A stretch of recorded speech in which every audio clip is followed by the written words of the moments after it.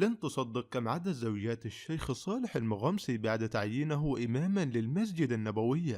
الشيخ صالح المغامسي داعية إسلامي سعودي بارز، هو يحافظ على خصوصية حياته العائلية بشكل صارم، مما يحد من المعلومات الدقيقة المتاحة عن زوجته وأولاده في المصادر الموثوقة، ولكنه أكد مرارا في ردوده على الشائعات المتداولة أنه متزوج من زوجة واحدة فقط منذ سنوات طويلة، نافيا أي ادعاءات بتعدد الزوجات التي انتشرت في بعض الفيديوهات على يوتيوب، ووصفها بأنها افتراءات باطلة تهدف إلى تشويه سمعته. ولديه من زوجاته 4 أبناء هم فيصل ومحمد وأنس وهاشم. صدر أمر سام في السعودية السبت بتعيين الشيخ صالح المغامسي إماما في المسجد النبوي.